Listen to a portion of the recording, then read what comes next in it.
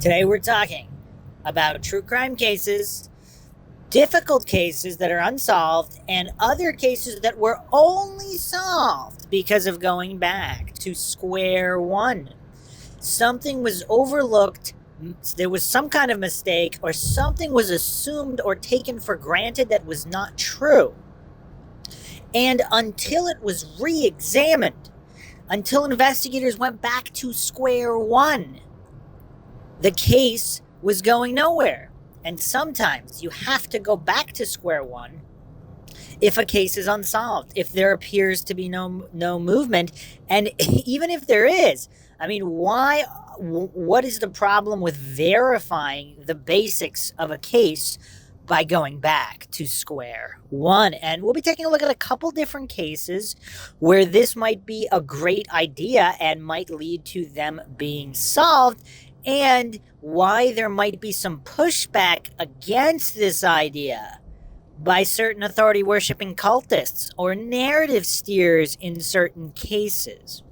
But the point is, why would individuals that are claiming to want to know the truth and solve cases be so terrified and provide so much pushback about verifying the original details in a particular case, the original base level facts? Because if you build a house of cards on assumptions and you want to only argue the top levels of the house of cards when the entire bottom level is not a solid foundation, it's not based on solid facts, how silly are you going to look? And you see that in many, many cases. The Stephen Avery case, for example. How many people are triggered by the very notion that Teresa Halbach might have left Stephen Avery's salvage yard? How many individuals out there are triggered by the very notion that the bones planted in his burn pit are not even of Teresa Halbach?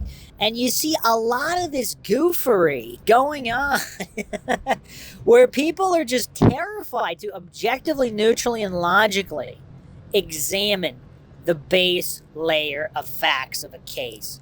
Now, part of it, of course, is they're emotionally invested in whatever narrative they bought. So, for example, authority-worshipping cultists who just hang on every word of law enforcement, they'll never believe that law enforcement are corrupt or planted anything. So they'll never re-examine that base layer, despite, of course, mountains of evidence of corruption in many different cities, many different police departments. Again, I am not saying that's the majority in any way. I am saying that even a small percentage, that would manifest in cases. To hallucinate, one would know which case would involve corruption and which case wouldn't. I mean, that's just the epitome of silliness. So going back to square one, going back to the very beginning, that is something that should never be overlooked. Humans make mistakes. It's not that revolutionary of a concept.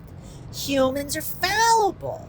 But coincidence theorists and authority-worshipping cultists, for whatever reason, they have a really hard time with that. Or they hallucinate and agree, okay, yes, humans are fallible in general, but they're not fallible about this, or this, which is also hilarious, because how would they know? Unless they worked the case and they have insider information that the public doesn't have. In which case, again, they probably would not be commenting in a Dunning-Kruger stupor with in the way that they do. Or perhaps maybe it's a drunk insider commenting online. Who knows? Maybe there are those people out there. But for the majority, again, you're not going to take that on blind faith. You're not going to take the words of a drunken goof in a Dunning-Kruger stupor on blind faith. I mean, that's even sillier.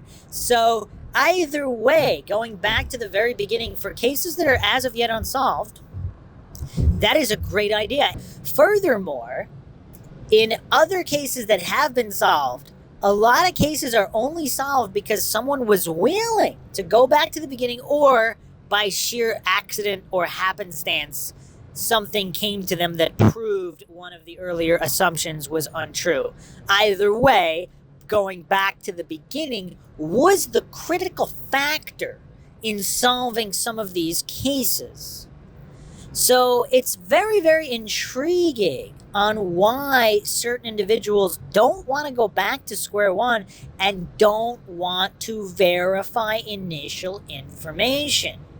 There's an old saying, trust but verify. On MINDSHOCK, I've modified that.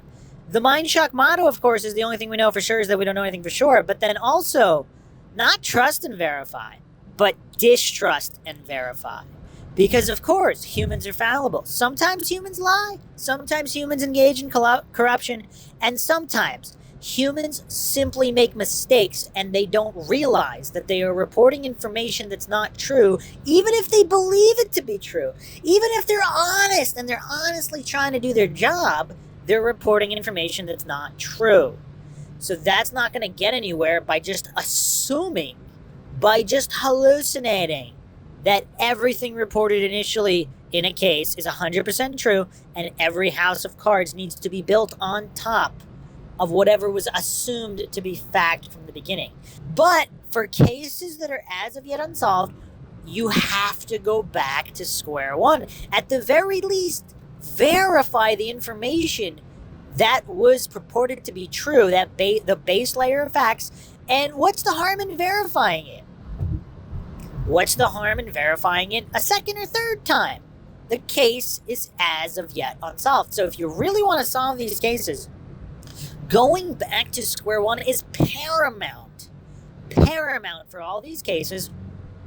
And you can build multiple houses of cards on multiple different theories.